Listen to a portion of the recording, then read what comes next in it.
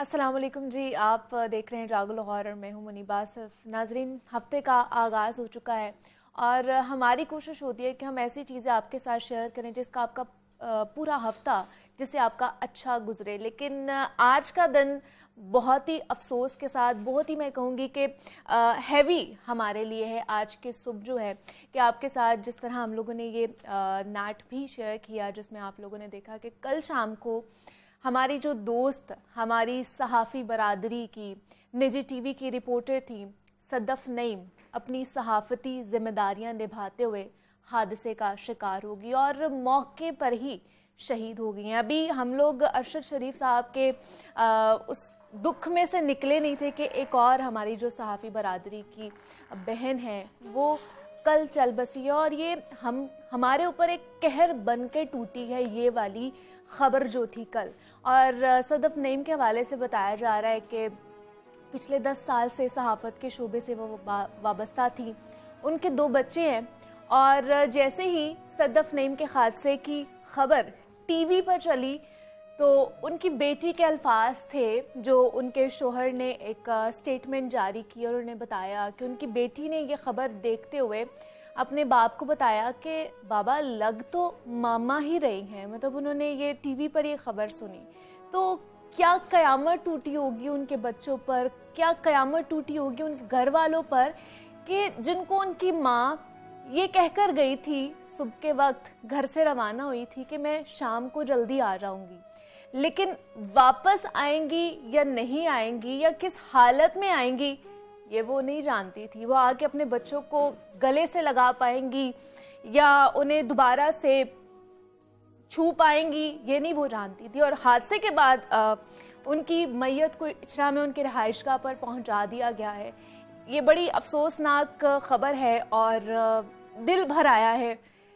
मतलब हम सबके लिए बहुत ही एक दिल दहला देने वाली खबर है और इस वक्त आप देख रहे हैं और उनकी मैयत को पहुंचा दिया गया है जहाँ पे उनकी नमाज जनाजा आज अता की जाएगी और मरहुमा की नमाज जनाजा में सियासी और समाजी शख्सियत समेत सहाफ़ियों की शिरकत भी होगी और वज़ीर आज़म शहबाज शरीफ का रिपोर्टर सदफ नईम के जाबाहक होने पर भी इजहार अफसोस किया गया है। पूरा मुल्क इस वक्त अफसरदा है और उनकी तरफ से भी ये कहा गया है कि अंदुनाक वाक़े पर जितना अफसोस किया जाए वो कम है और अल्लाह ताला मरहुमा के अहले खाना को भी सब्र दे। और वज़ीर आला पंजाब की तरफ से भी रिपोर्टर सदफ नईम के जाबाहक होने पर अफसोस का इजहार किया गया है और मरहुमा के लवाहिकीन से हमारी भी हमदर्दी है, दिली हमदर्दी है, इजहारो ताज़ियत भी हम उनके साथ करते हैं। और वज़ीर आला पंजाब का मरहुमा की फ़ैमिली के लिए 50 लाख रुपए माली इमदाद का भी ऐलान किया गया है। मज़ीद इस हवाले से बात करते हैं। हमारे साथ हमारी ही कुलीग लाहौर न्यूज़ की एंकर पर्सन है सिदरा मुनीर हमारे साथ मौजूद हैं। आउटडोर शो करती हैं और इस तरह के काफ़ी इवेंट्स उन्होंने भी जाके कवर किए हैं, तो उनसे जानते हैं एक तो ये इतना अफसोसनाक वाक़या है जो कल पेश आया है, लेकिन क्या क्या चैलेंजेस होते हैं जो ख़ातून सहाफ़ी को बाहर जब वो फील्ड में जाती हैं तो उन्हें सहने पड़ते हैं। सिदरा, बहुत शुक्रिया आपने वक्त निकाला हमारे लिए। सबसे पहले तो आपको जागो लाहौर में खुश आमदीद कहती हूँ। सिदरा, ये खबर पढ़ते हुए या अपने नाज़रीन को सुनाते हुए तो मैं तो बिल्कुल भी उस स्टांस में नहीं हूँ कि इसके बारे में मेरे पास अल्फाज अभी मौजूद नहीं है, लेकिन आप बाहर जाती हैं, फील्ड में जाके काम करती हैं, खातून सहाफ़ी को किन किन चैलेंजेस का सामना करना पड़ता है जब वो फील्ड में जाती हैं? निबा, बहुत शुक्रिया आपने इस हवाले से मुझे बात करने का मौका दिया है। सबसे पहले तो मैं मेरी बहन, मेरी दोस्त, मेरी कोलीग सदफ के लिए दुआए मग़फ़िरत, अल्लाह पाक उनके लिए बहुत आसानियाँ करें, उनके दर्जात बुलंद करें, आमीन, और उनको जन्नतुल फिरदौस में बहुत आला मकाम पर रखें। इस वक्त दुनिया में जो उनकी फैमिली के लिए इतना बड़ा दुख है, शायद वो अल्फाज में तो बयान नहीं किया जा सकता। दुनिया के सारे भी अल्फाज हम इस्तेमाल कर ले तो मेरा नहीं ख्याल कि हम बयान कर सकते हैं कि इस वक्त उसकी फैमिली, बच्चों पर क्या बीत रही है। लेकिन इतना बड़ा नुकसान, और स्पेशली जब आप फील्ड में होते हुए अपने काम करते हुए, तो वो तो शहादत के रुतबे पे फाइज हो गए। बहुत अच्छी कोलीग, चूंकि मैं भी रिपोर्टिंग करके आई, फिर आउटडोर शो करती हूँ, कभी मुलाकात हो जाती थी, और हमेशा सदफ की कोशिश रहती थी कि वो बेहतर से बेहतर काम करें, ना सिर्फ सदफ की बल्कि जितने भी हमारे फील्ड में रिपोर्टर्स मौजूद होते हैं, चाहे वो खवातीन हैं चाहे वो मर्द हजरात हैं, उनकी ये कोशिश होती है कि उनको बेहतर से बेहतर परफॉर्म करना। उनकी ये कोशिश होती है कि हमने अच्छे से अच्छा, बड़े से बड़े सियासी शख्सियत का हमने सॉर्ट करना है और अपने न्यूज़ चैनल के लिए करना है। और ये मुझे कल जब मालूम हुआ, मैंने एक तो सोशल मीडिया ग्रुप पर देखा और मैंने यकीन नहीं किया। मुझे ऐसा लगा कि खामखा किसी ने फेक न्यूज़ बना के चला दी है। मैंने जस्ट इग्नोर किया। मैंने कहा नहीं, ऐसा हो ही नहीं सकता। मेरे दिल ने माना ही नहीं, मेरे जहन ने कबूल ही नहीं किया। एक ग्रुप खोला, उसमें ये न्यूज़ थी। मैंने कहा नहीं, खामखा ऐसे गलत फहमी है, लोग फेक न्यूज़ भी तो फैला देते हैं, अफवाहें भी होती हैं, ऐसा नहीं हो सकता, कैसे हो सकता है। जी। थोड़ी देर के बाद मैंने इग्नोर करके दूसरा ग्रुप खोला, तीसरा खोला, हर ग्रुप में ये न्यूज़ चल रही है। बिल्कुल बिल्कुल। सिद्रा, आप हमारे साथ मौजूद रहिएगा। सीनियर सहाफ़ी एंकर पर्सन गरीदा फारूकी साहिबा ने भी हमें ज्वाइन किया है। गरीदा, बहुत शुक्रिया आपके वक्त का। It's an honour for me कि मैं आपके साथ बात कर रही हूँ और इस अफसोसनाक वाक़े के ऊपर। कल एक और हमारी सहाफ़ी बरादरी का असासा, मैं कहूँगी, जो अपना बहुत किरदार अदा कर रही थी इस सहाफ़त के अंदर, वो भी हमें छोड़कर चली गई है। अभी हम आरशद शरीफ के दुख में से उभरे नहीं थे, अभी उसको सहने की, उसको काबू करने की कोशिश कर रहे थे। एक और हमारी सहाफ़ी बरादरी का असासा चला गया है। आप भी फील्ड में जाके काम करती हैं, आपने भी इस तरह के कई जलसे, कई रैलियां, कई मार्चेस जो हैं कवर किए हैं। तो मुझे बताइएगा, कल के अफसोसनाक वाक़े के हवाले से दूसरा कि किन किन चैलेंजेस का सामना करना पड़ता है एक खातून सहाफ़ी को जब वो बाहर निकल कर काम करती है या अपनी ड्यूटी, अपनी जिम्मेदारियां निभा रही होती है सहाफती। देखिए, सबसे पहले तो बहुत दर्दनाक, बहुत अलमनाक और बहुत तकलीफदेह वाकया है ये। और मैं सदफ को जाती तौर पे तो नहीं जानती थी, लेकिन जिस तरह कल उसकी शहादत के बाद लोग सामने आए हैं, सदफ के बारे में बता रहे हैं कि वो बतौर इंसान भी कितनी खूबसूरत, कितनी प्यारी इंसान थी और एक सहाफ़ी के तौर पे बहुत प्रोफेशनल, बहुत मेहनती, बहुत जिम्मेदारी के अंदाज से काम करने वाली। देखिए, ख़वातीन ऐसी ही होती हैं और ख़ासतौर पर जब वो काम करना शुरू कर देती हैं तो वो इंतहाई लगन के साथ, इंतहाई मेहनत के साथ, इंतहाई जिम्मेदारी, इंतहाई डेडिकेशन के साथ वो काम करती हैं। क्योंकि पहले ही हमारे मुल्क में ख़वातीन काम करने के हवाले से पेशावर जिंदगी में बहुत कम है, बहुत कलील तादाद है उनकी। तो जब वो इस तरह के चैलेंजिंग प्रोफेशंस में आती हैं, सहाफत जैसे, कि जहाँ पे आपकी ड्यूटी 24 आवर्स की होती है, आपको पता नहीं होता कि आपने घर वापस कब जाना है। आपके दफ्तर आने का वक्त तो होता है, लेकिन आपके वापस जाने का वक्त कोई नहीं होता, आपकी सोशल लाइफ कोई नहीं होती। इन सब चैलेंजेस के साथ सदफ ना सिर्फ एक बहुत अच्छी कॉलीग थी, बहुत अच्छी इंसान थी, जितना मैं लोगों से सुन रही हूँ, मैं जाती तौर पे तो उनको नहीं जानती थी, और अपनी तमाम जिम्मेदारियों, प्रोफेशनल जिम्मेदारियों को इंतहाई मेहनत के साथ अंजाम देने के साथ साथ वो एक माँ भी थी। 3 या 4 बच्चे हैं उनके, जो मुझे कल से मालूम पड़ा है, वो छोटे छोटे मासूम बच्चे हैं। वो एक बीवी भी थी, एक प्यार करने वाली, मोहब्बत करने वाली बीवी, और किसी की बेटी भी थी। यानी कि वो एक सहाफ़ी के पीछे एक इंसान भी थी। अब मसला ये होता है, मामला ये होता है, और मैं जरूर कहूंगी इस चीज को कि सदफ की शहादत की वजूहात क्या बनी होंगी। वजूहात में हम सबको अपने गिरेबान में झांकना होगा। आपने खुद भी जिस तरह से कहा, मैंने खुद भी फील्ड में काम कर रखा है। पाकिस्तान तहरीक-ए-इंसाफ का 2014 का लॉन्ग मार्च बहुत जल्द से ना सिर्फ पीटीआई के बल्कि बाकी सियासी जमातों के मैंने कवर कर रखे हैं। बहुत प्रेशर होता है एक सहाफ़ी पे, एक रिपोर्टर पे खास तौर पे, जब वो फील्ड में होता है या होती है, क्योंकि आपने जो मरकजी लीडरशिप है उसके सॉल्ट जरूर लेने हैं। ये प्रेशर आपकी चैनल की तरफ से, ये प्रेशर आपके इंतजामिया की तरफ से, ये बहुत ज्यादा होता है। और हम सहाफियों को, हमारे चैनल्स को, हमारी इंतजामिया को खुदा के लिए समझने की जरूरत है कि कोई भी शॉट, कोई भी बीपर, कोई भी फुटेज एक सहाफी की जिंदगी से ज्यादा इम्पोर्टेंट नहीं है। अब यही हुआ होगा कि आपके बैक ऑफ द माइंड में जब एक सहाफी बहुत ज्यादा डेडिकेटेड होता है, वो बहुत प्रोफेशनल होता है, वो एक्सक्लूसिव की दौड़ में लगा होता है, तो यही होता है कि आप अपनी सेफ्टी मेजर्स को एक साइड पे रख देते हैं, जानबूझ के नहीं, अनजाने में भी, क्योंकि आपके ऊपर प्रेशर इतना ज्यादा होता है आपके बैक ऑफ द माइंड में, अनकॉन्शियसली, कि जी आपने शॉट जरूर लेना है।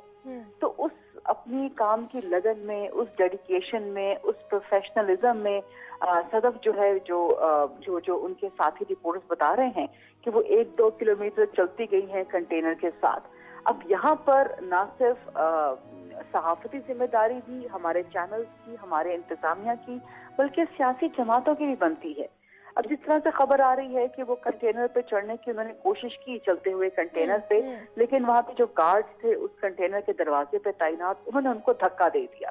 अब यहाँ पर सियासी जमातों की भी जिम्मेदारी बनती है कि ये देखिए ना, ये कई सालों से पाकिस्तान में लॉन्ग मार्चेस का एक ट्रेंड चल निकला है। तो अगर ये लॉन्ग मार्चेस हमेशा होने हैं तो ना सिर्फ सियासी जमातों को बैठ के एक ताउन का कोड ऑफ कंडक्ट डिवाइस करना पड़ेगा सहाफियों के साथ, बल्कि सहाफती इदारों को भी, मीडिया चैनल्स को भी अपने अंदर एक कोड ऑफ कंडक्ट जो कि मौजूद है, और खासतौर पे जो सेफ्टी मेजर्स हैं रिपोर्टर्स के लिए, जो फील्ड में जर्नलिस्ट काम कर रहे हैं, उनके लिए डिवाइस जरूर करना पड़ेगा और सियासी जमातों को इसमें ताउन करना पड़ेगा, खासतौर पर पाकिस्तान तहरीके इंसाफ, क्योंकि लॉन्ग मार्चेस उसी के ज्यादा होते हैं, जलसे जुलूस उसी के ज्यादा होते हैं, कि आप एक डेडिकेटेड टाइम दे दें सहाफियों को। आपकी टीमें मौजूद होती हैं, आपकी मीडिया टीम्स मौजूद होती हैं, आप एक डेडिकेटेड टाइम दे दिया करें, तमाम लोगों को एंटरटेन करें, और आप तमाम सहाफियों को 1 बाय 1 जो है उनका डेडिकेटेड टाइम किसी जगह पे ठहर के,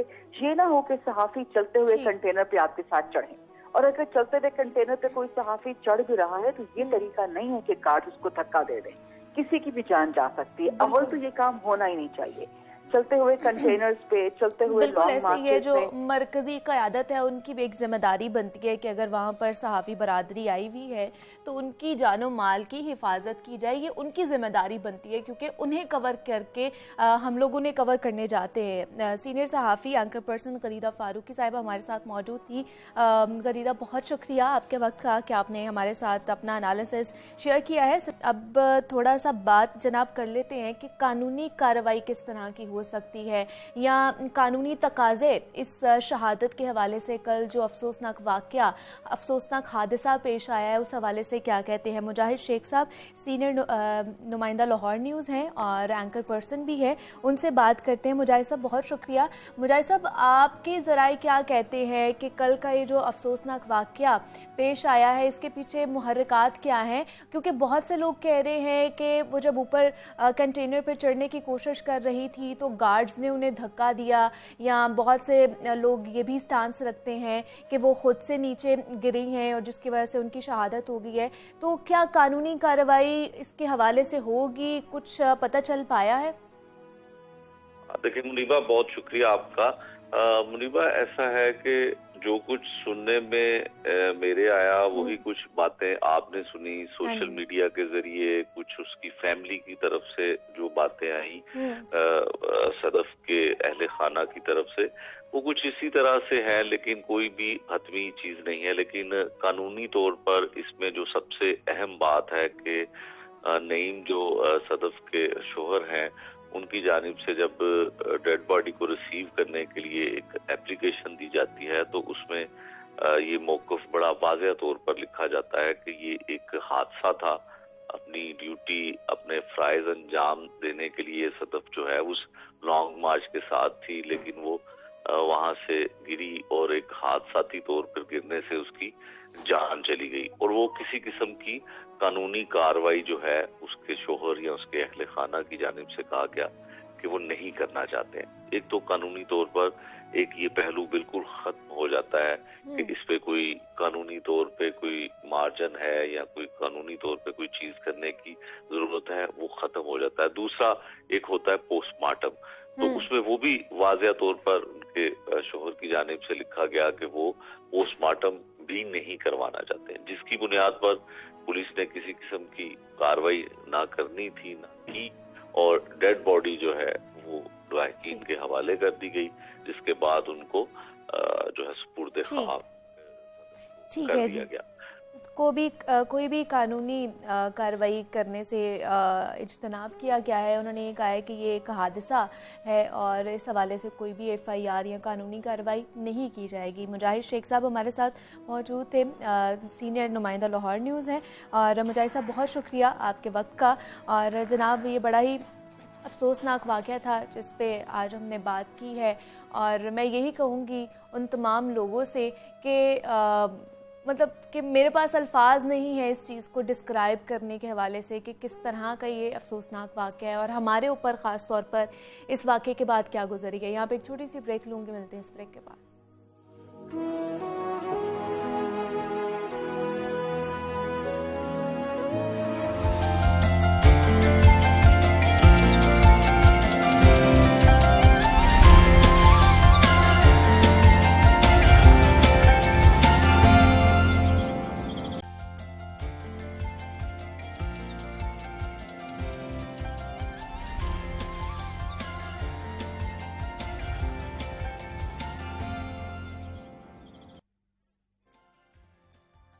वेलकम बैक टू जागो लाहौर। जनाब, सेगमेंट है हमारा लाहौर की दुनिया, जिसमें हम बात करते हैं लाहौर और उससे जुड़े शहरियों के मसाइल के हवाले से। तो आज जिस इशू पर मैं बात करने जा रही हूँ वो बिलवास्ता यहाँ पर बिलावास्ता हम सबसे जुड़ा हुआ है। और अगर बात कर ली जाए अवाम की तो खातीन, तलबा, बुजुर्ग, यहाँ पर मुख्तलिफ शोबों से ताल्लुक़ रखने वाले लोग रोज़ाना की बुनियाद पर पब्लिक ट्रांसपोर्ट का इस्तेमाल करते हैं और सूबाई दारुल हुकूमत में बढ़ती आबादी के तनासुब से मजीद सफरी सहूलियात देने के बजाय छीन ली गई हैं और शहर में 5 साल बाद भी कोई नई बस नहीं आ सकी है।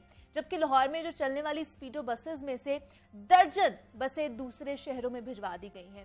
मजीद बसें भिजवाने की तैयारी भी की जा रही है और लाहौर के अवाम मजीद सफरी सहूलियात से महरूम होने लगे हैं। और साल 2012 में हमने देखा कि पंजाब ट्रांसपोर्ट कंपनी ने शहर के 19 अहम रूट्स पर 400 बसें चलाई थी, जिनमें से 172 बसें जो अलबराक कंपनी की थी। और उन बसों पर 2.5 से 3 लाख मुसाफिर यौमिया सफ़र की सहूलत जो है वो उससे मुस्तफ़ीद होते थे। और 5 बरस पहले अहले लाहौर से ट्रांसपोर्ट के 19 अहम रूट्स भी छीन लिए गए थे, जिसके बायस लाहौर के बासी ट्रांसपोर्ट के लिए मारे मारे फिरने पर मजबूर हो गए। और ट्रांसपोर्ट की कमी पूरी करने के लिए 17 रूट्स पर 200 स्पीडो बसेस तो चलाई गई, मगर कोई भी पुराना रूट बहाल नहीं किया गया था। और लाहौर में अब पंजाब ट्रांसपोर्ट कंपनी की जानिब से चलने वाली 400 में से कोई बस भी नहीं चल रही है।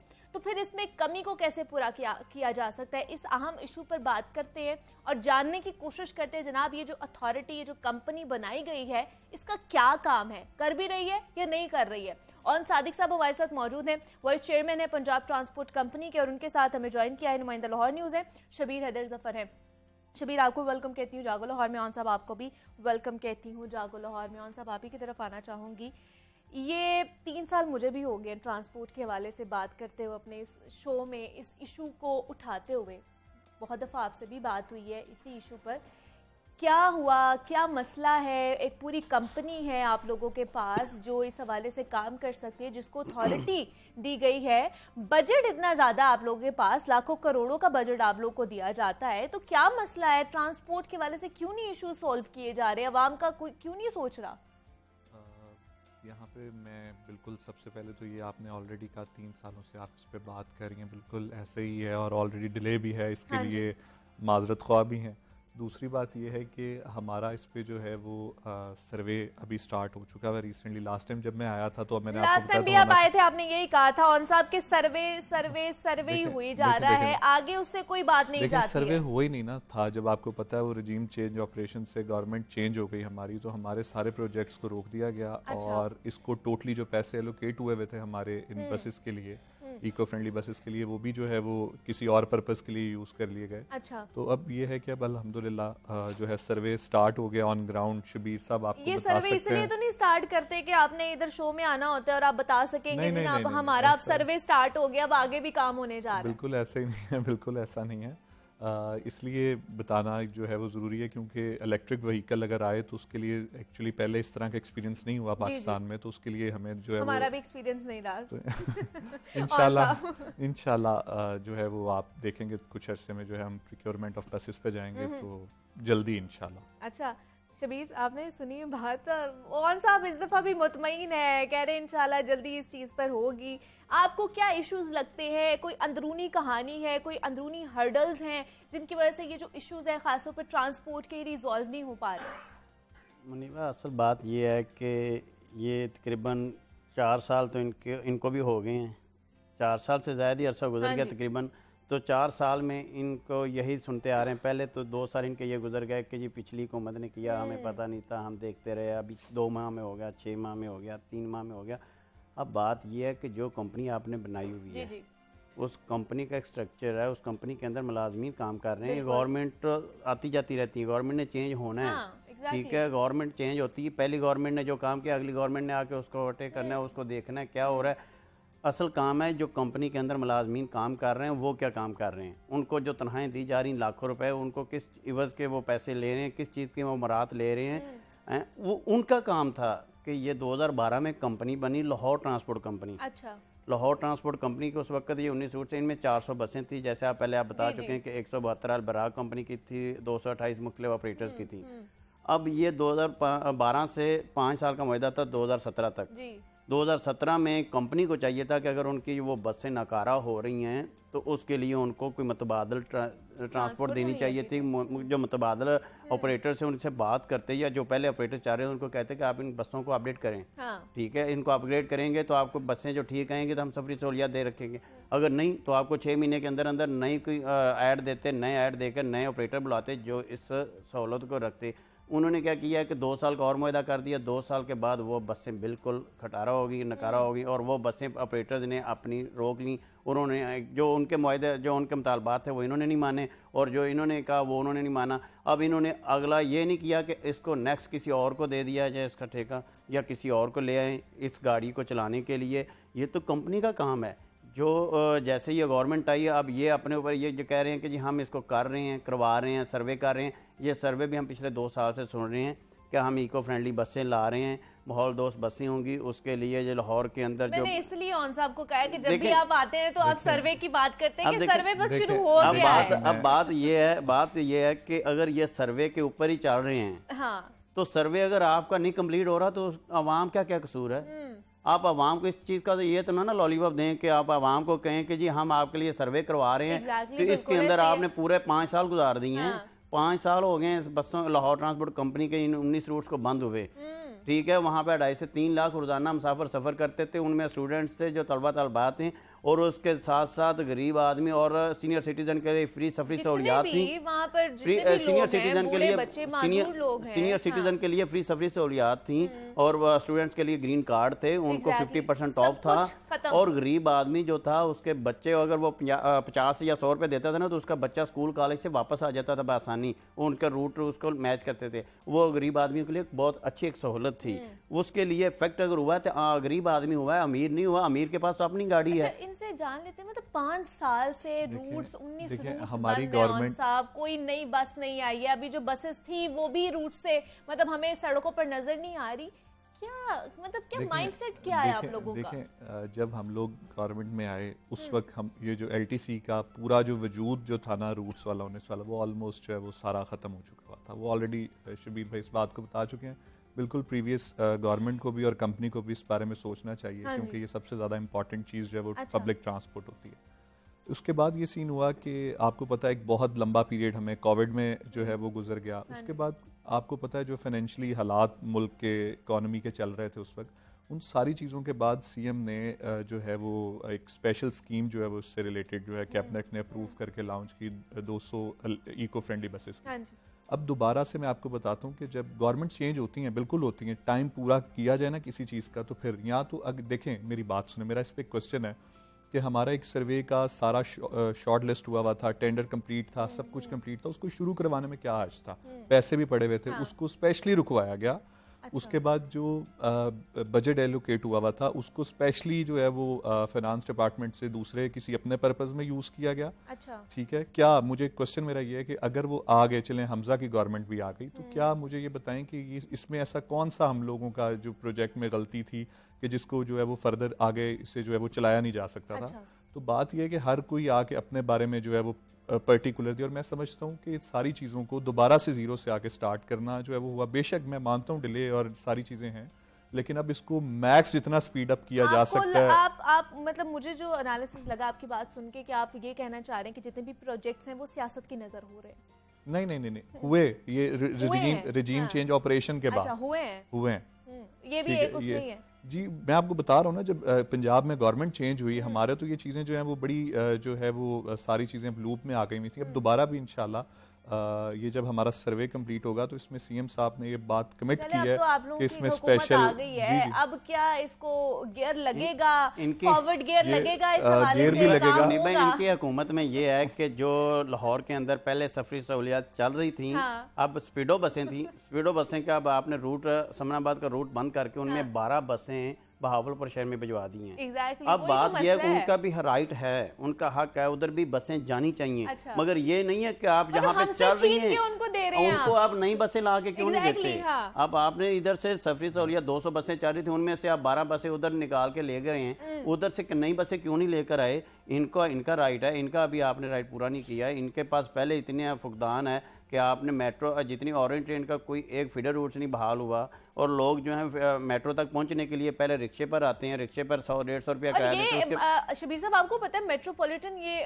हमारी सिटी है, बाहर से भी इतने ज्यादा लोग आते हैं, और यहाँ की आबादी इटसेल्फ की बढ़ती ही जा रही है, और जो हमारी सहूलियात है उनको वो हम लोग छीनी कम जा रही करते हैं, जा वो रहे हैं, छीनी बल्कि जा रही छीनी हैं, जा रही है वो हमसे। छीनी जा रही हैं। और बात ये है कि ये नहीं देखा जा रहा कि इनको सफरी सहूलियात नहीं, ये देखकर जैसे ये गाड़ियां बाहर गई हैं लाहौर से, हाँ।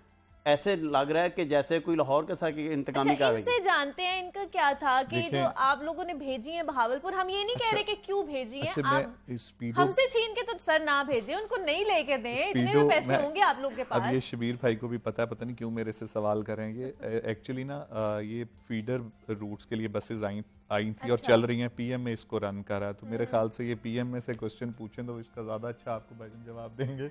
लेकिन फिर भी ये तो है इशू है। अब देखें ना, पंजाब मैस ट्रांसपोर्ट अथॉरिटी लहदा बना दी गई, अच्छा, पंजाब ट्रांसपोर्ट कंपनी लहदा कर दी गई, ठीक। लाहौर ट्रांसपोर्ट कंपनी को पंजाब का दर्जा हाँ जी, दिया वो गया, दर्जा और दे दिया पंजाब गया। मैस ट्रांसपोर्ट अथॉरिटी, इन दोनों को एक होना चाहिए। हम्म, अब अगर स्पीडो चलानी है तो वो मैस ट्रांसपोर्ट अथॉरिटी चलाएगी, अच्छा। अगर दूसरी बसें चलानी है तो वो जी पंजाब ट्रांसपोर्ट कंपनी चलाएगी। ये पूरी देखें, आप- अब एक ही शहर में एक दो अथॉरिटी authorities एक बना दी कंपनी, गई हैं, ये हाँ। 2 चीजें बना दी गई हैं, मगर काम दोनों का क्या है कि ट्रांसपोर्ट का है। अब दोनों की और दोनों ही जगह नहीं कर रहे हैं। दोनों की जगह अलग-अलग हेड, क्या ऐसा बात है, नहीं, मतलब ऐसा दो नहीं। बनाई गई है, दोनों दोनों के नहीं कर ऐसे रहे आप हैं। दोनों के पूरे- हेड्स बैठा दिए गए हैं, आप पूरे दोनों फीसें ले रहे हैं, तनख्वाहें ले रहे हैं। आप पूरी दुनिया में कहीं पे भी जाके देख लें, अच्छा, ठीक है, मास ट्रांजिट अथॉरिटी जो है उसका जो वजूद होता है वो ज़रूरी इसलिए होता है कि वो जो भी जैसे वो एक जंगला सर्विस आप कह लें या उसको जो है वो मैनेज करता है, मैनेज ऑरेंज करती है, ट्रेन हाँ। और मेट्रो बसेस को ये जो है ट्रांजिट अथॉरिटी पूरी Exactly, वर्ल्ड हाँ, वाइड, हाँ। क्योंकि यूके का ये स्ट्रक्चर इसमें practice फॉलो है, किया, हाँ। हाँ वही करता है। उसके अलावा ये है कि इस वक्त करंटली स्पीडो बसेस जो हैं जैसे फीडर रूट्स वगैरह, ये काम कंपनी का है, कंपनी को करना चाहिए। हमारा जो नई बसेस आएंगी वो इस प्लान के साथ बनेगी ताकि जो इस वक्त कैपेसिटी कम है हमारी ऑरेंज ट्रेन में भी, जो मुसाफिर कम है, उनके लिए भी कोई इस तरह से चलाई जाए जैसे समनाबाद वाला रूट की बात की। ये फर्स्ट प्रायोरिटी में ये चीज़ें हैं कि इंशाल्लाह हमारे जैसे ही ऑपरेशन स्टार्ट हों हम ये सारे जो रूट बंद हैं उन्हें दोबारा से जो है वो कब? लाइन अप करें। कब? मैंने आपको कहा सर्वे जो कोई है वो एक स्टार्ट आज है आप जैसे डेट ही लेके जाएं कि कब हो सकती है, ताकि उस डेट पे हम आपसे राब्ता करें और आपसे पूछें कि ये हो पा रहा है कि, क्योंकि पिछले 5 साल से तो हुआ नहीं, तो अब क्या शबीर होगा? भाई हमारे साथ आपके राब्ते में सवाल अब पे इन्हें ना, हम आपके साथ साथ सवाल पे अपडेट मुझे याद आ गया हाँ, क्या? कि जब लाहौर ट्रांसपोर्ट कंपनी का, पंजाब ट्रांसपोर्ट कंपनी का तमाम रूट्स बंद हुए थे ना, अच्छा। तो मैं मिनिस्टर उस वक्त थे वजीर ट्रांसपोर्ट जहां जेब खान खिची साहब, हाँ। उनके घर गए थे। मैंने उनके घर जाकर ये लाइव किया था और उनसे मैंने पूछा था, उन्होंने कहा था कि 1 हफ्ते के अंदर आपको शहर की सड़कों पर, लाहौर की सड़कों पर गाड़ियां नजर आएंगी। वो 1 हफ्ता नहीं नजर आया। अब इनसे आप ले रहे हैं टाइम कि कौन सा टाइम होगा, ये अब ये बता दें कि इन्होंने जो फिजिबिलिटी बनाई वो है, हफ्ता भी नजर नहीं आया, उसके बाद खिची साहब भी नजर नहीं आए, जब खिची साहब उनसे नजर बात नहीं करने की कोशिश की वो हमें अब नजर नहीं देखें आए। ये अब जो किसी को भी प्रीवियस बात भी कर- सारे प्रोजेक्ट थे ये मैं समझता हूँ कि सीएम से अप्रूव कराना, ये खिची साहब को क्रेडिट जो है वो इसका जाता है। ये शबीर भाई हमारे पास ऑफ एंड ऑन ऑफिस भी इनका चक्कर लगता रहता है, हम इन्हें साथ साथ जो है वो सर्वे से रिलेटेड भी अपडेट देंगे और जैसे इंशाल्लाह नेक्स्ट जो भी अपडेट होगी उनको ये आपको बेहतर गाइड करेंगे। लेकिन ये ना हो कि आप आज स्टेटमेंट देके जा रहे हो, उसके बाद आप गायब हो जाएंगे, पता नहीं अब क्या होने वाला है आगे। शबीर भाई से गायब हुआ जा सकता है। मेरा सवाल एक ही है कि एक तो ये इन्होंने जो फिजिबिलिटी रिपोर्ट बनाई है उस रिपोर्ट के मुताबिक कब तक एक्सपेक्टेड है?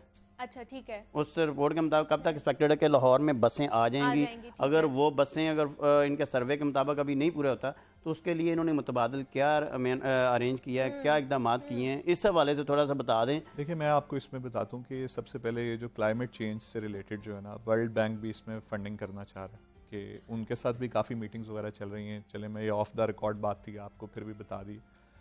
दूसरा ये है कि इसके अलावा भी काफ़ी सारे ऐसे जो हैं वो कंपनीज जो हैं वो अपनी जो है वो फॉरेन इन्वेस्टमेंट यहाँ पे इस काम के लिए जो है ख़ास तौर पे ला के करना चाह रहे हैं कि हम आपको जो है वो दें।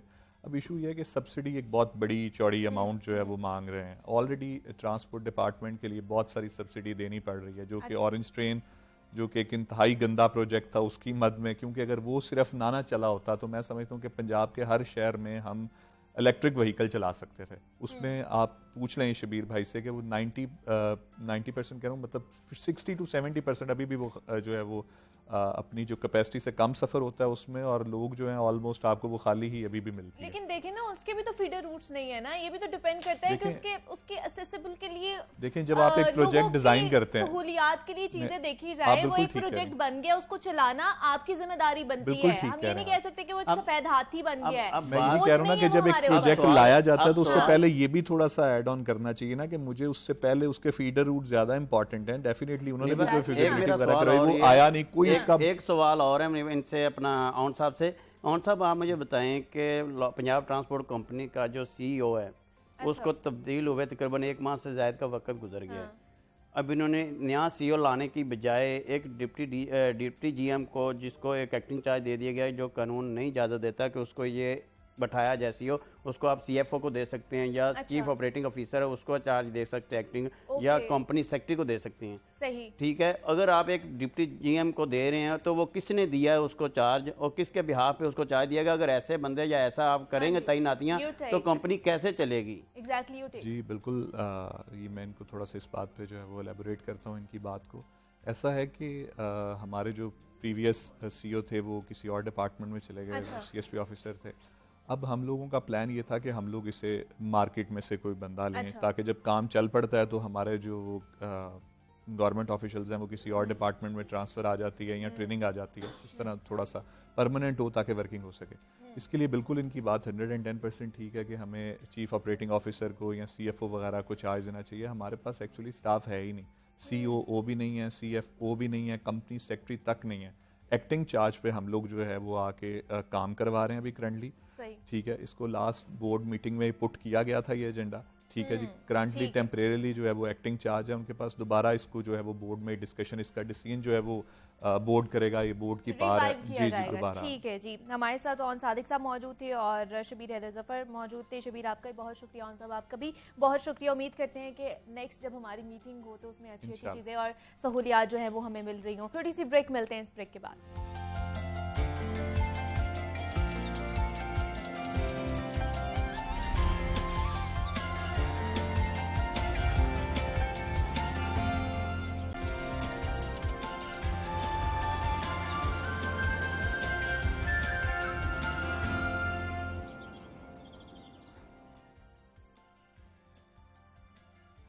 वेलकम बैक टू जागो लाहौर। जनाब, अब कुछ बात हो जाए सेल्फ केयर के हवाले से, तो गोरा रंग की खूबसूरती की जमानत नहीं होता है। एशिया में हमने देखा है कि सफ़ेद जल्द का जुनून ना हालिया बरसों में सुर्खियों में आने से बाज नहीं आया है। और एक मसला जो हर कहीं आपको भी नज़र आता होगा, मुझे भी नज़र आता है, वो ये है कि हर लड़की गोरा बनने के ख्वाब देख रही होती है। और हर लड़की, यहाँ पे हर खातून को लगता है कि वो गोरी होगी तो ही खूबसूरत कहलाएगी, और उसके लिए हम क्या क्या पापड़ नहीं बेलते हैं। मतलब फेयरनेस क्रीम्स का इस्तेमाल किया जाता है, ब्लीच लगाई जाती है, फेशियल से लेकर घरेलू टोटके तक आजमाए जाते हैं। हमने तो ब्यूटी स्टैंडर्ड्स अपने ऐसे सेट कर लिए हुए हैं अपनी ज़िंदगी में कि जब वालिदैन भी अपने बेटे के लिए दुल्हन की तलाश में जाते हैं ना, तो यकीनन वो एक ऐसी लड़की की तलाश में होते हैं जो अच्छी नज़र आए, जो गोरी हो। उनके स्टैंडर्ड्स यहाँ तक पहुँच गए हैं, और अपना बेटा चाहे जैसा मर्जी हो। तो आजकल के दौर में ना हमने देखा है कि घरेलू टोटकों के साथ साथ और भी जदीद ब्यूटी ट्रीटमेंट्स आ चुके हैं मार्केट में, जिनका लोग पीछा करते हैं और बगैर सोचे समझे गोलियों या फिर वाइटनिंग इंजेक्शंस या क्रीम्स का इस्तेमाल करना शुरू कर देते हैं। और ऐसे में उनको ये अंदाज़ा भी नहीं होता है कि उनके बहुत से नुकसानात भी हो सकते हैं। अब वाइटनिंग इंजेक्शंस की अगर बात कर ली जाए तो हमें सुनने में आता है कि ये रंग गोरा करने में बहुत ज़्यादा मुस्बत साबित होते हैं, लेकिन उसके बहुत से साइड इफ़ेक्ट्स भी हो सकते हैं जो कि बहुत संगीन साबित होते हैं। इसके बारे में आज हम अपने एक्सपर्ट से जानेंगे इस सेगमेंट में कि ये ट्रीटमेंट्स किस हद तक नुकसानदेह हैं, किस तरह ये ट्रीटमेंट्स करवाए जा सकते हैं और किन किन को ये करवाने की इजाज़त है, कौन सी एज लिमिट होनी चाहिए, क्या क्या ये प्रोसीजर में आ जाता है, इस पर बात करेंगे। डॉक्टर हुमा सलीम डर्मेटोलॉजिस्ट हमारे साथ मौजूद हैं और जनाब उनसे ये टेक्निकलिटीज़ जानते हैं सारी इस वाइटनिंग इंजेक्शंस के हवाले से। डॉक्टर हुमा, आपको वेलकम कहती हूँ जागो लाहौर में। कैसी हैं आप? मुनीबा, मैं बिल्कुल ठीक, आप खैरियत से हैं? मैं भी बिल्कुल ठीक ठाक, शुक्र है अल्लाह का।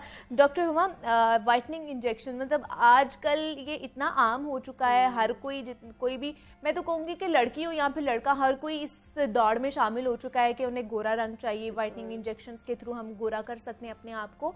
ये है क्या एक्चुअली वाइटनिंग इंजेक्शंस, क्या बला है जिसके पीछे हर कोई पड़ा हुआ है? Muniba, thank you so much, आपने ये टॉपिक हाईलाइट किया और आपके चैनल के तवसत से मैं लोगों को इसके बारे में जो इन्फॉर्मेशन देना चाहती हूँ आज मैं दे सकूँगी। अब वाइटनिंग इंजेक्शन की हाइप बहुत ज़्यादा इसलिए भी है क्योंकि हम जो एक एशियन स्किन टाइप रखते हैं, जो एक दरमियाना गंदमी रंग है, जो कि ना बहुत फेयर है ना बहुत डार्क, तो हमेशा से हमारे अंदर एक डिज़ायर रही है बहुत ज़्यादा फेयर कॉम्प्लेक्शन की, और इसी की बेसिस पे कॉस्मेटिक इंडस्ट्री भी चल रही है। तो अब आप देखें वाइटनिंग इंजेक्शन के अंदर कंटेंट क्या है जो लोग इतना इसके पीछे भाग रहे हैं और अवेयरनेस नहीं है, एक्सपेक्टेशंस बहुत ज़्यादा हैं इसको लेके।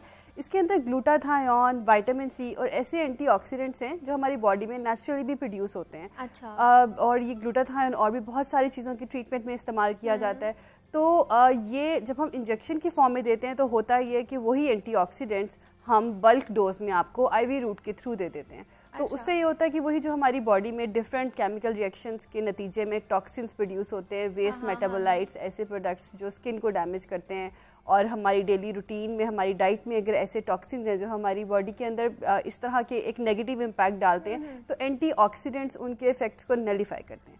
सबसे पहले तो ये समझने की बात है कि वो बेसिकली हमारा खून साफ़ करती है, तो वो हमारी कोई उसका डायरेक्ट हमारा जो पिगमेंट प्रोड्यूसिंग सेल, मेलानिन जैसे पिगमेंट हमारी बॉडी में है, हमारे मेलानोसाइट्स के अंदर होता है, उसके ऊपर डायरेक्ट कोई रोल नहीं है। लेकिन ये है कि वो एंटीऑक्सीडेंट इफेक्ट दे के हमारे खून को साफ़ करता है, तो ओवरऑल आपकी डलनेस इंप्रूव होती है, चेहरे के ऊपर जो आपको डलनेस वाला इफेक्ट लगता है पूरी बॉडी पे, इवन आपका एनर्जी लेवल बेहतर होता है। अगर हम बात करें कि जी ये FDA अप्रूव्ड है कि नहीं, इसको तो बात ये है कि जो FDA है वो ड्रग्स को अप्रूव करती है, ऐसी दवाइयाँ जो इलाज के लिए इस्तेमाल की जाती हैं वो उनको अप्रूव करती है। तो ये जो चीज़ें हैं ये क्योंकि कोई दवाई नहीं है और ये कोई इसका इलाज नहीं है, ये कि हमारी एक डिज़ायर है कि हमारा कॉम्प्लेक्शन बेहतर हो, डलनेस बेहतर हो, तो उसके लिए इस्तेमाल किया जाता है। तो इसलिए अगर इसको FDA अप्रूव कहा जाए तो ये FDA अप्रूव नहीं है।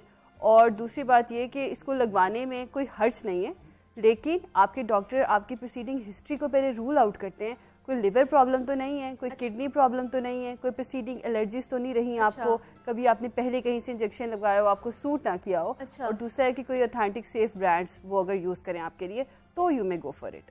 लेकिन अगर इसके साइड इफ़ेक्ट्स अगर हैं तो क्या क्या हो सकते हैं? देखिए, सबसे जो इम्पॉर्टेंट साइड इफ़ेक्ट वो ये कि आपको अगर फर्स्ट टाइम लग रहा है ना, तो जो आपके डॉक्टर हैं वो आपको इनिशियली ना हम बिल्कुल लो डोज में उसको स्टार्ट करते हैं, पेशेंट को ऑब्जर्व करते हैं। इंजेक्शन साइड रिएक्शंस हो सकते हैं, जैसे आपको जहाँ इंजेक्शन लग रहा है वहाँ रैशेस डेवलप हो जाएं, आपको बर्निंग, इचिंग सेंसेशन, आपको ऐसे हार्ट बीट तेज़ होने लग जाए जो यूजुअली रिपोर्ट नहीं होता। ये एक ऐसे इंजेक्शन साइड रिएक्शन है जो किसी भी इंजेक्शन से किसी भी इंसान को हो सकते हैं। तो इसके लिए हमें कॉन्शियस रहना पड़ता है फॉर द फर्स्ट टाइम जब आप ले रहे हैं। दूसरा है कि पहले सारे जो ब्लड टेस्ट करवाए जाते हैं बेसलाइन देखने के लिए कि आपको कोई प्रोसीडिंग इलनेस तो नहीं चल रही, आपको फीवर तो नहीं है, कोई इन्फेक्शन तो नहीं है एक्टिव। तो ये इन सारी केसेस में इंजेक्शन आप नहीं लगवाएंगे। आप किसी ऑल्टरनेट रूट पे चले जाएंगे, आप ओरल ले लें ग्लूटाथायोन, आप विटामिन सी ओरल ले लें। सबसे इंपॉर्टेंट तो ये है कि अपनी डाइट को ही अच्छा कर लें, तो बड़ी अच्छी बात है। आप अपनी जैसे आजकल हमारे पास ये oranges, grapefruit, vitamin C के सोर्सेज हैं, आप इसको डाइट में शामिल करें। आप जंक को अवॉइड करें, अपने आप को हाइड्रेटेड रखें, तो वो भी आपका डलनेस को नलिफाई करने का इफेक्ट अचीव करवा देगा। अच्छा, जैसे आपने बात की कि ग्लूटाथायोन की मेडिसिन भी मिलती है, गोलियां भी मिलती हैं, वो भी लोग खा लेते हैं। चलो इंजेक्शन हमारे जेब पे भारी पड़ता है तो हम लोग ये खा लेते हैं। तो क्या खुद से जो लोग किसी से मशवरा करके, खुद से ही आपस में मशवरा करके, डॉक्टर से मशवरा किए बगैर जो खा लेते हैं उसके भी कोई साइड इफेक्ट्स हो सकते हैं, या ठीक है खाने में कोई हर्ज नहीं है? यही वाली बात आ जाती है इसमें, क्योंकि अगर आप किसी डॉक्टर के पास जाएंगे वो डेफिनेटली आपको एज ए पेशेंट पूरी आपकी हिस्ट्री टेकिंग करेंगे, अगर उन्हें ज़रूरी लगेगा तो कुछ लैब टेस्ट करवाएंगे, उसके बाद आपके लिए सूटेबल होगा तो आपको एडवाइस करेंगे। अच्छा। आप खुद से ले लें तो क्या पता उस वक्त आप किसी और सिचुएशन से गुजर रहे हो तो आपके लिए वो ठीक ना हो। और दूसरी बात ये होती है, एक चीज़ को अगर हम ओरल रूट से लेते हैं तो वो हमारे स्टमक में जाती है, स्टमक के एसिड से वो क्या कहते हैं काफ़ी हद तक डिसइंटीग्रेट होके ना आपकी बॉडी को वो कोई 40 या 50% तक उसका इफेक्ट मिलेगा। एक चीज़ जो हम आईवी रूट के थ्रू देते हैं तो वो 100%, क्योंकि डायरेक्टली आपकी ब्लड स्ट्रीम में जा रही है तो उसका इफेक्ट आपको 100% अचीव होता है। ये एक डिफरेंस आ जाता है। और दूसरा ये कि इसको लेके ना पेशेंट्स की बहुत ज़्यादा जो अनएक्सपेक्टेड होती हैं एक्सपेक्टेशंस, बड़ी अनरियलिस्टिक, कि जी हम शायद इससे बहुत फेयर हो जाएंगे, रंग बहुत गोरा हो जाएगा। Exactly, मतलब उनका ये होता है कि एक ही हम ड्रिप लगवाएंगे तो उसके फौरन बाद हम सुबह उठेंगे तो हमारा चेहरा और हमारी बॉडी जो है फुल हम लोग अंग्रेज बन जाएंगे। हम लोग ये एक्सपेक्टेशंस होती हैं। अक्सर पेशेंट्स तो आप यकीन नहीं करेंगे मेरे पास आते हैं, जब उनको मैं इंजेक्शन लगाती हूँ तो वो साथ साथ देख रहे होते हैं डॉक्टर साहब मैं गोरी तो नहीं हो रही, ये मैं साथ साथ गोरी तो नहीं हो रही। फिर मैं यही समझाना बहुत ज़रूरी है कि ऐसा कुछ नहीं होता, आपकी डलनेस इंप्रूव होगी वो भी अगर आप ओवर द टाइम लेते रहें, साथ प्रोवाइडेड कि आप अपनी डाइट अच्छी रखें, सन एक्सपोजर अवॉइड करें, सन ब्लॉक लगाएं, आपकी कोई एंटी पिगमेंट्री अगर किसी दवाई की ज़रूरत है डॉक्टर आपको रात के में आपको कोई एंटी पिगमेंट्री एजेंट भी एडवाइस करेंगे जो आप रात में यूज़ करेंगे। और इसके साथ अगर आप ये मतलब एज ए कंप्लीट कोर्स इसको फॉलो करें ना तो over a period of 3 to 6 months आपको लगता है कि जी डलनेस मेरी इंप्रूव हो गई है, डार्क सर्कल्स इंप्रूव हो गए हैं, फ्रैकल्स और ये कि मतलब ये नहीं कि खाली इंजेक्शन लेके आप फिर निकल जाएं धूप में, ध्यान भी ना करें अपना, ऐसे नहीं होना चाहिए। अच्छा, मतलब उसके बाद भी आप लोगों ने जो एहतियात करनी होती है केयर करनी चाहिए। हाँ। अच्छा, कितने अगर करवाना हो वाइटनिंग इंजेक्शन तो कितनी सिटिंग्स इसकी होती हैं जिसके बाद मतलब अगर कह लें कि वाज़े तौर पर फ़र्क थोड़ा सा नज़र आना शुरू हो जाता है हमें? जो मैंने ऑब्जर्व किया अपनी प्रैक्टिस में वो ये है कि जो पेशेंट्स इसको मतलब हिस्ट्री के बाद जो कैंडिडेट्स बन जाते हैं कि जी आप लगवा सकते हैं, तो वो अगर वंस वीकली इंजेक्शन लें तो 10 इंजेक्शंस के बाद 7 उनका मैं होम ट्रीटमेंट चला रही होती हूँ, नाइट ट्रीटमेंट भी और सन ब्लॉक भी और कोई ओरल भी सप्लीमेंट। तो मैंने ये देखा कि 10 इंजेक्शंस के बाद लाइक आफ्टर 2.5 मंथ ना काफ़ी हद तक आपको इम्प्रूवमेंट लगती है अपने कॉम्प्लेक्शन में। अच्छा, जैसे हम पहले भी बात कर रहे थे डॉक्टर हुमा कि इसकी भी कैटेगरीज हैं वाइटनिंग इंजेक्शंस की, तो इस पे भी डिपेंड करता है कि आप कितना महंगा इंजेक्शन लगवा रहे हैं तो उसके जो इफेक्ट्स हैं वो कितनी जल्दी आ रहे हैं। क्योंकि ना ग्लूटाथायोन की डोजेस डिफरेंट डाल के, इसके अलावा कुछ एजेंट्स विटामिन सी ग्लूटाथायोन के अलावा भी अक्सर इंजेक्शन ऐसे हैं जिसमें और भी एजेंट्स हैं, हर्बल एजेंट्स भी हैं और एंटीऑक्सीडेंट्स भी शामिल हैं, तो उसके हिसाब से डेफिनेटली क्योंकि ये सब इम्पोर्टेड ब्रांड्स होते हैं तो उनकी कॉस्ट पे फ़र्क पड़ जाता है, तो वो फिर आप अपनी अफोर्डेबिलिटी के हिसाब से अपनी चूज़ करते हैं अपने डॉक्टर की डिस्कशन के साथ कि आप कौन से वाला लेना चाहते हैं, तो फिर वो अकॉर्डिंगली ट्रीटमेंट प्लान इस तरह से चलता है। लेकिन अभी अगर मैं आपसे पूछूं तो सबसे इस वक्त जो प्राइस में जो लेस है वो कौन से वाला है जो अफोर्डेबल हो देखने वालों के लिए भी? उसमें भी अब देखना आपने ये कि वो फिर वही वाली बात है कि ब्रांड ऑथेंटिक हो। ग्लूटाथायोन विटामिन सी तो बेसिक है जो हर चीज़ में होता ही है, तो आप फिर इसी पे ही रहें। अगर आप बहुत हाई एंड पे नहीं जाना चाहते आप इसी पे रहें, साथ अपने डॉक्टर से कोई नाइट केयर और डे केयर ले लें तो इंशाल्लाह काफ़ी इंप्रूव हो जाएगा। इवन अगर आप खाली नाइट केयर और डे केयर ही अच्छी ले लें, आप वाइटनिंग इंजेक्शन पे भी ना जाएँ और साथ आप अपनी घर की रूटीन लाइफस्टाइल को इम्प्रूव करें तो भी आप बड़ा अच्छा इम्प्रूव कर सकते हैं। ज़रूरी नहीं कि अगर आपने वाइटनिंग इंजेक्शन नहीं लिए या आप अफोर्ड नहीं कर सकते तो आप इम्प्रूव ही नहीं हो सकते, बिल्कुल ऐसा नहीं है। आप उसके बगैर भी अपनी स्किन को बहुत अच्छा कर सकते हैं, कॉम्प्लेक्शन भी बेहतर कर सकते हैं। अच्छा, मैंने सुना है कि जो वाइटनिंग इंजेक्शंस लगाते हैं ना उसके बाद जैसे आपने कहा कि एहतियात तो उसके साथ करनी है, सन ब्लॉक लगाना है या नाइट क्रीम्स का इस्तेमाल करना है। मैंने सुना है कि वो एक तो उनको स्वेटिंग बहुत ज़्यादा होना शुरू हो जाती है उसकी वजह से, दूसरा कि वो फिर धूप में ज़्यादा देर खड़े नहीं हो सकते या बाहर नहीं जा सकते धूप में, ये ऐसा कुछ है? नहीं, इसके साथ ये मिथ्स हैं एसोसिएटेड, ऐसा कुछ होता नहीं है। अब जिनके साथ पर्टिकुलरली ये केस हुआ हो, क्या पता उनको कोई और इशू हो, क्योंकि कोई आपकी हार्मोनल प्रोफाइल अगर इम्बैलेंस है, कोई थायराइड का इशू है या वैसे आप एंजाइटी के पेशेंट हैं या कोई और ड्रग ऐसी ले रहे हैं जिसके साथ उसकी इंट्रैक्शन है, इन्हीं सारी बातों की वजह से मैं आपसे कह रही हूँ कि बड़ा ज़रूरी है कि आपके डॉक्टर आपकी हिस्ट्री में देखें कोई ड्रग तो आप नहीं ऐसी ऑलरेडी ले रहे जिसका इंट्रैक्शन है उसके साथ, या कोई आपको ऐसी इलनेस तो नहीं है, पर ताकि आपको इसके साइड इफ़ेक्ट्स या कोई ऐसे एडवर्स इफेक्ट्स फेस ना करने पड़े।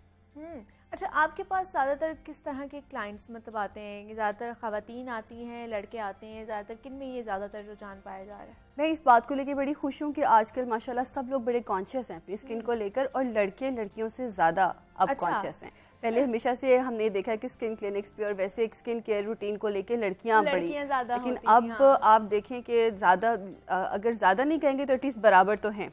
अच्छा। जितनी लड़कियां कॉन्शियस हैं, लड़के भी उतने ही कॉन्शियस हैं अपनी स्किन केयर को लेके, और ये सारे वाइटनिंग ट्रीटमेंट्स, प्रोटोकॉल्स, मिलाजमा, फ्रेकल्स, छाइयों के इलाज के लिए लड़के भी लड़कियों जितने ही फिक्रमंद हैं और बड़ा रेगुलरली ट्रीटमेंट फॉलो करते हैं, एडवाइस को बड़ा रेगुलरली फॉलो करते हैं, and I am very much pleased about. अच्छा, ये इस चीज़ को मैं मतलब कोट करना चाहूँगी, जब हमें पता भी नहीं था कि वाइटनिंग इंजेक्शंस होते क्या हैं, किस तरह किया जा सकता है, अच्छा इस तरह रंग भी गोरा किया जा सकता है, तब ये बातें निकलती थी कि जो हमारे एक्टर हैं, होस्ट भी हैं बड़े अच्छे, फ़ाहद मुस्तफ़ा, उन्होंने भी इंजेक्शंस लगवाए हैं, तो उनका कंपैरिजन भी किया जाता था, पिक्चर्स आती थी पुरानी और अब की पिक्चर्स आती थी, तो मतलब इतना भी डिफरेंस आता है? डेफिनेटली वही जैसे मैं आपको बता रही हूँ कि आप पूरा लाइफस्टाइल ही अपना अच्छा कर लेंगे ना, आपकी डाइट भी अच्छी है, आपकी नाइट केयर रूटीन भी है, और ये होता है स्किन के अंदर जैसे हमने ये देखा है कि ना हमें मेडिसिन को रोटेट करते रहना पड़ता है। अच्छा। आप 1 महीने के लिए एक नाइट केयर रूटीन पे हैं, एंटी पिगमेंटरी एजेंट बहुत सारे हैं, कॉजिक एसिड है, लैक्टिक एसिड है, रेटिनॉल्स, अल्फा आर्बुटिन, बहुत सारे हैं। तो हम एक पेशेंट को एक चीज़ स्टार्ट करवा रहे हैं तो हमें महीने के बाद उसको चेंज करके किसी और पे डालना पड़ता है, क्योंकि उसका इफेक्ट वैसे आना बंद हो जाता है after some time period, resistance develop हो जाता है या कोई रीज़न होती है। तो इस तरह अगर आप इस चीज़ को ओवर द ईयर्स फॉलो करें, आप नाइट की रूटीन रेगुलरली फॉलो करें, डाइट अच्छी रखें, तो आप डेफिनेटली अपने आप को बहुत इंप्रूव कर सकते हैं। तो फहद मुस्तफ़ा और अभी भी बहुत सारे ऐसे सेलिब्रिटीज़ हैं जो ये ट्रीटमेंट्स ले रहे हैं, तो डेफिनेटली आप क्यों नहीं इंप्रूव कर सकते, it's very much in your hands. जी, बात की है कि कौन सी एज ब्रैकेट हो सकती है, मतलब किस एज में हम इनको लगवा सकते हैं, कोई ऐसी भी है एज लिमिट? बहुत अर्ली एज में भी पेशेंट्स आते हैं और चाहते हैं कि इस किस्म के इंजेक्टेबल ट्रीटमेंट्स पे जाया क्या उनकी एज होती है? लेकिन मतलब इवन आप देखें कि 11, 12, 13 इयर्स की भी बच्चियों को उनकी मदर्स, अच्छा। लेकिन मेरा ये होता है कि इतनी अर्ली एज में आपको ऐसी चीज़ों की तरफ नहीं जाना चाहिए, आप डाइट से ही इम्प्रूव करने की कोशिश करें। 16 इयर्स ऑनवर्ड आप इन चीज़ों की तरफ आ सकते हैं, लेकिन हमेशा मेरी ये ख्वाहिश होती है और मैं एडवाइस करती हूँ कि आप माइल्ड ट्रीटमेंट से जाएँ स्वेयर की तरफ। आप बिल्कुल अपनी स्किन के रूटीन को माइल्ड रखें, क्योंकि अभी आपकी एज इतनी ज़्यादा नहीं है, यही 16 से 40-45 इयर्स की जो एज रेंज है, प्रोवाइडेड कि कोई और स्किन डिजीज़ या कोई और इलनेस नहीं है, तो आप इसमें स्किन ट्रीटमेंट्स ले सकते हैं। मतलब 11 से 12 साल की बच्चियां भी लेकर आती हैं? 16 इयर्स ऑनवर्ड, ये बहुत मैं वैसे बात कर रही हूँ कि माएँ जो है इतनी छोटी बच्चियों को भी लेकर आती हैं, बड़ी कॉन्शियस इस चीज़ को लेकर होती हैं और वो बड़ी एग्रेसिव ट्रीटमेंट्स डिमांड करती हैं, लेकिन दिस इज़ टू अर्ली। मतलब अभी भी वो काले और गोरे का कॉन्सेप्ट अभी तक भी नहीं गया है। बिल्कुल ऐसे ही है, अनफॉर्चुनेटली ये ऐसे ही है। एजुकेट भी साथ साथ किया जाता है हर पेशेंट को, और लेकिन ये कि जब आपके दिमाग में एक चीज़ होती है, मसला ये है कि आप देखें हमारी सोसाइटी के कुछ नॉर्म्स हैं, अगर हमें बहू चाहिए तो वो भी गोरी चाहिए, गोरा रंग एक खूबसूरती की निशानी है, एक अलामत है, मतलब हम लोग अपनी स्किन में इतने ज़्यादा हम एम्ब्रेस नहीं करते, खुद को कंफर्टेबल नहीं होते, तो मेरा ये ख्याल है कि you should strive for healthier skin as compare to गोरा रंग। ठीक है जी, हमारे साथ डॉक्टर हुमा सलीम डर्मेटोलॉजिस्ट मौजूद थी और वाइटनिंग इंजेक्शंस के हवाले से हम बात कर रहे थे। डॉक्टर हुमा, बहुत शुक्रिया आपके वक्त का कि आप यहाँ पर आई और आपने अपना स्टांस हमारे साथ शेयर किया है। और जनाब, किसी भी चीज़ के जहाँ पर अच्छे असरात हमारी बॉडी पर हो रहे होते हैं, वहीं पे कोई ना कोई बुरे असरात भी हमारे बॉडी के ऊपर हो रहे होते हैं, और इस तरह की जब हम बग़ैर किसी डॉक्टर से पूछे मेडिसिन खाना शुरू कर देते हैं, इंजेक्शंस लगवाते हैं, तो उसकी वजह से हमारी गुर्दे और जिगर जो है उसके ऊपर भी बहुत सारे असरात पड़ते हैं जो मुज़रे सेहत हो सकते हैं, जिनकी वजह से हमें कई इन्फेक्शंस भी हो सकते हैं। तो इसलिए आपसे बारहा ये मैंने रिक्वेस्ट की है कि ऐसी कोई भी मेडिसिन या ऐसे कोई भी इंजेक्शंस खुद अपने आप को जो है प्रिस्क्राइब्ड मत करें, खुद से ही खुद के डॉक्टर मत बने, डॉक्टर से कंसल्ट करें, ना कि इस तरह की जो चीज़ों में आप इन्वॉल्व हों। तो जनाब, मुझे अब आपने इजाज़त देनी, अपना बहुत सारा ख्याल रखिएगा, कल आपसे दोबारा मुलाकात होगी, तब तक के लिए अल्लाह हाफ़िज़।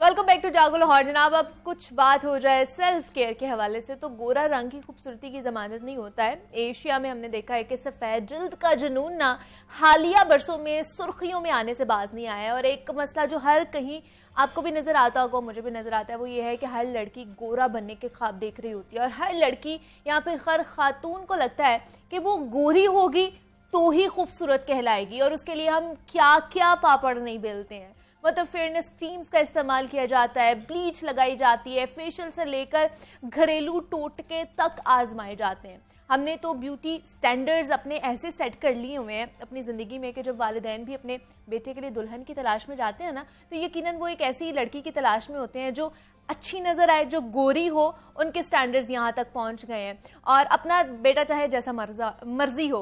तो आजकल के दौर में ना हमने देखा है कि घरेलू टोटकों के साथ साथ और भी जदीद ब्यूटी ट्रीटमेंट्स आ चुके हैं मार्केट में, जिनका लोग पीछा करते हैं और बगैर सोचे समझे गोलियों या फिर वाइटनिंग इंजेक्शंस या क्रीम्स का इस्तेमाल करना शुरू कर देते हैं। और ऐसे में उनको ये अंदाज़ा भी नहीं होता है कि उनके बहुत से नुकसानात भी हो सकते हैं। अब वाइटनिंग इंजेक्शंस की अगर बात कर ली जाए तो हमें सुनने में आता है कि ये रंग गोरा करने में बहुत ज़्यादा मुस्बत साबित होते हैं, लेकिन उसके बहुत से साइड इफ़ेक्ट्स भी हो सकते हैं जो कि बहुत संगीन साबित होते हैं। इसके बारे में आज हम अपने एक्सपर्ट से जानेंगे इस सेगमेंट में कि ये ट्रीटमेंट्स किस हद तक नुकसानदेह हैं, किस तरह ये ट्रीटमेंट्स करवाए जा सकते हैं और किन किन को ये करवाने की इजाज़त है, कौन सी एज लिमिट होनी चाहिए, क्या क्या ये प्रोसीजर में आ जाता है। इस पर बात करेंगे। डॉक्टर हुमा सलीम डर्मेटोलॉजिस्ट हमारे साथ मौजूद हैं और जनाब उनसे ये टेक्निकलिटीज़ जानते हैं सारी इस वाइटनिंग इंजेक्शंस के हवाले से। डॉक्टर हुमा, आपको वेलकम कहती हूँ जागो लाहौर में। कैसी हैं आप? मुनीबा, मैं बिल्कुल ठीक, आप खैरियत से हैं? मैं भी बिल्कुल ठीक ठाक, शुक्र है अल्लाह का। डॉक्टर हुमा, वाइटनिंग इंजेक्शन मतलब आजकल ये इतना आम हो चुका है, हर कोई भी, मैं तो कहूँगी कि लड़की हो या फिर लड़का, हर कोई इस दौड़ में शामिल हो चुका है कि उन्हें गोरा रंग चाहिए, वाइटनिंग इंजेक्शंस के थ्रू हम गोरा कर सकते हैं अपने आप को। ये है क्या एक्चुअली वाइटनिंग इंजेक्शंस, क्या बला है जिसके पीछे हर कोई पड़ा हुआ है? Muniba, thank you so much, आपने ये टॉपिक हाईलाइट किया और आपके चैनल के तवस्सुत से मैं लोगों को इसके बारे में जो इन्फॉर्मेशन देना चाहती हूँ आज मैं दे सकूँगी।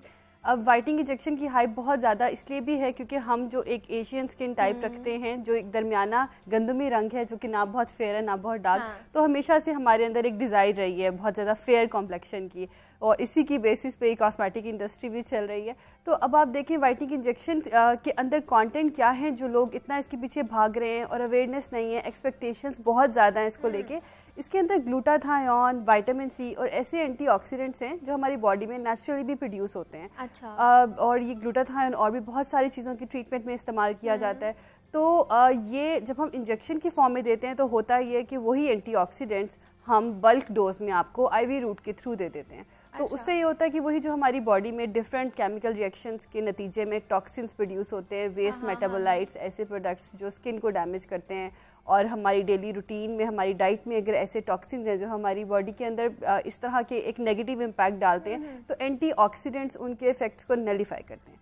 सबसे पहले तो ये समझने की बात है कि वो बेसिकली हमारा खून साफ़ करती है, तो वो हमारी कोई उसका डायरेक्ट हमारा जो पिगमेंट प्रोड्यूसिंग सेल मेलानिन जैसे पिगमेंट हमारी बॉडी में है, हमारे मेलानोसाइट्स के अंदर होता है, उसके ऊपर डायरेक्ट कोई रोल नहीं है।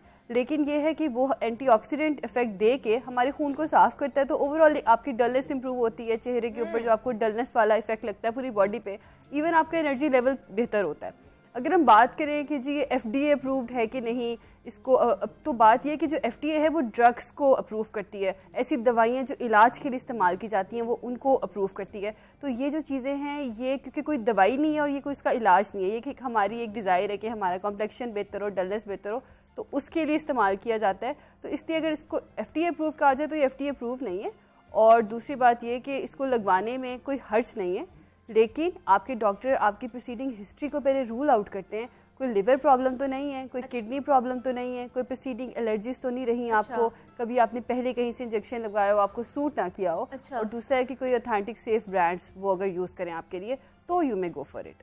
लेकिन अगर इसके साइड इफ़ेक्ट्स अगर हैं तो क्या क्या हो सकते हैं? देखिए, सबसे जो इम्पॉर्टेंट साइड इफ़ेक्ट वो ये कि आपको अगर फर्स्ट टाइम लग रहा है ना, तो जो आपके डॉक्टर हैं वो आपको इनिशियली ना हम बिल्कुल लो डोज में उसको स्टार्ट करते हैं, पेशेंट को ऑब्जर्व करते हैं।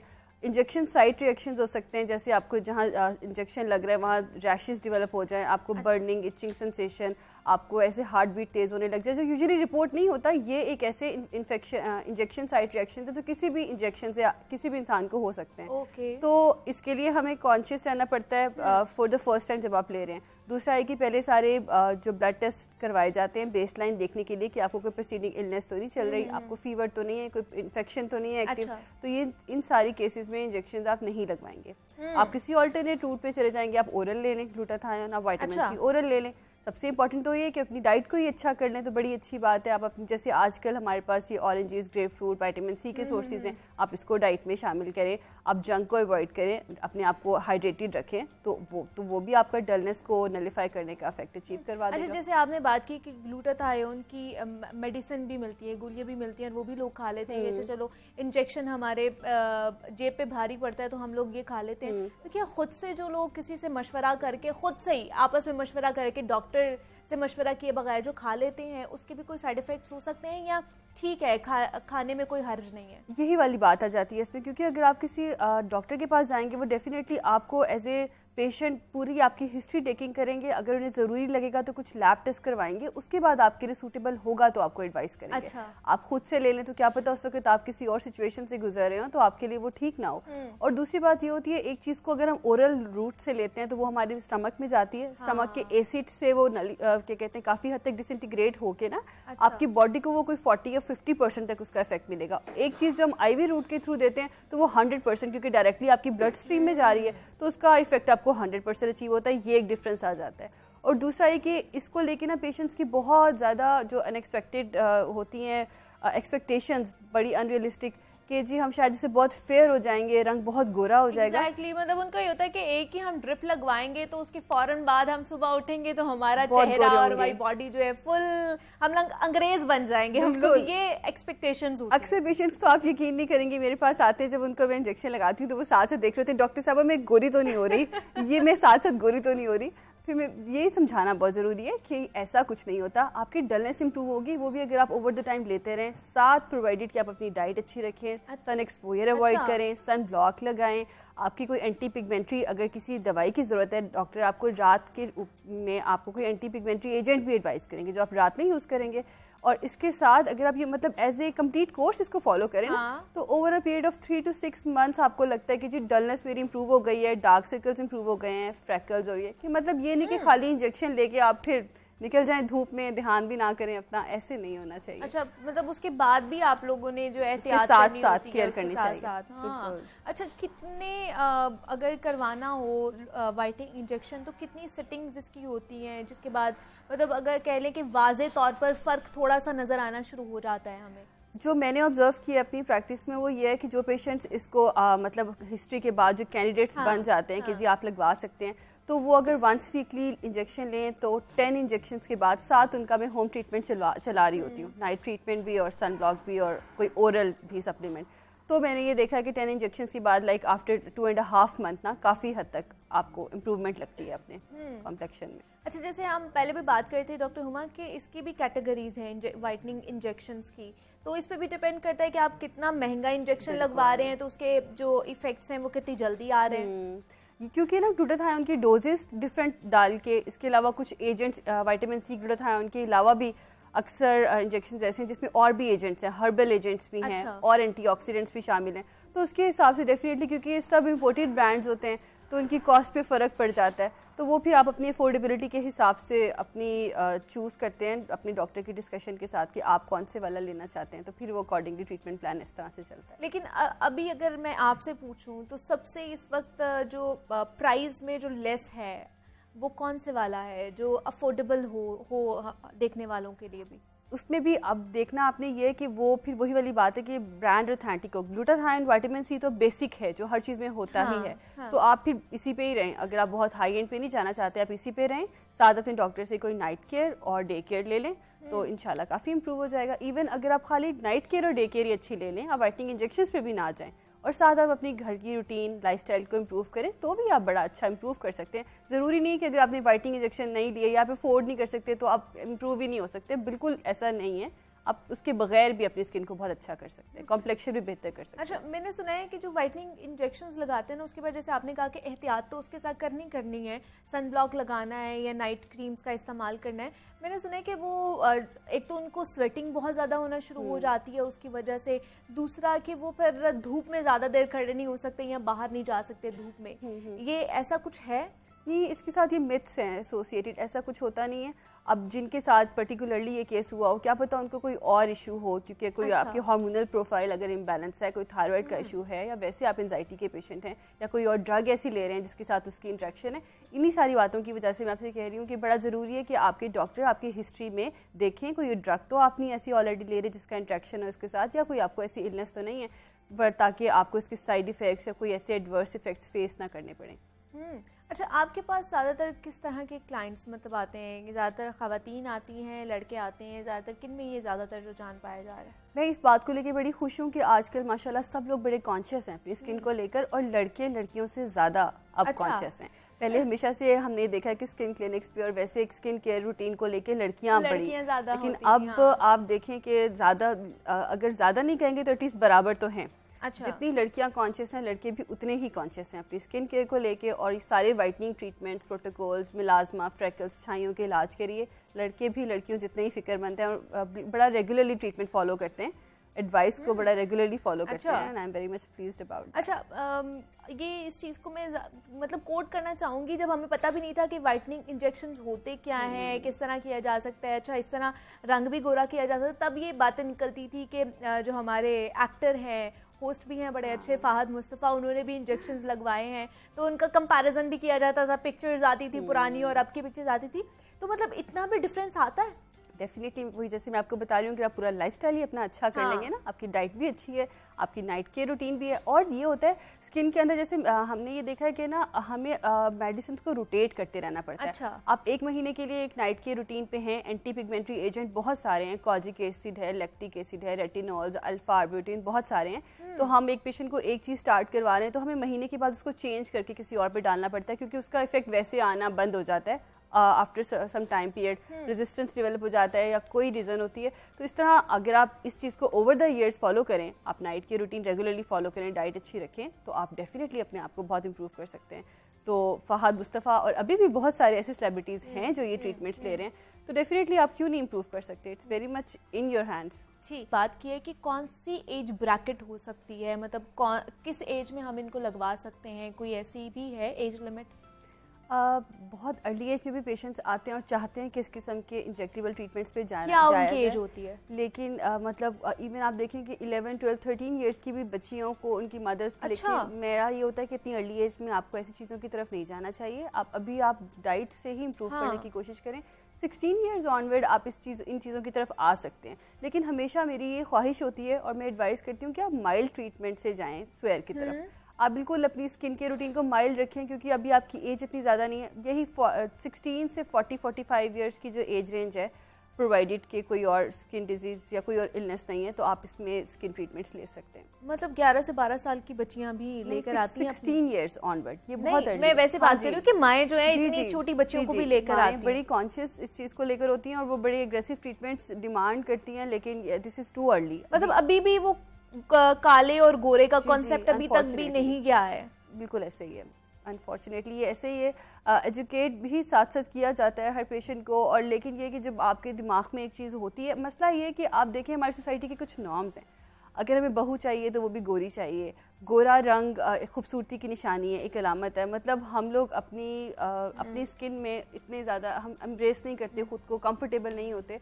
तो मेरा ये ख्याल है कि you should strive for healthier skin as compare to गोरा रंग।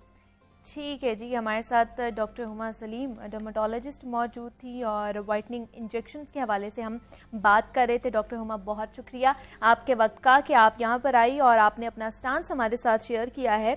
और जनाब, किसी भी चीज़ के जहाँ पर अच्छे असरात हमारी बॉडी पर हो रहे होते हैं, वहीं पे कोई ना कोई बुरे असरात भी हमारे बॉडी के ऊपर हो रहे होते हैं। और इस तरह की जब हम बग़ैर किसी डॉक्टर से पूछे मेडिसिन खाना शुरू कर देते हैं, इंजेक्शंस लगवाते हैं, तो उसकी वजह से हमारी गुर्दे और जिगर जो है उसके ऊपर भी बहुत सारे असरात पड़ते हैं जो मुज़रे सेहत हो सकते हैं, जिनकी वजह से हमें कई इन्फेक्शंस भी हो सकते हैं।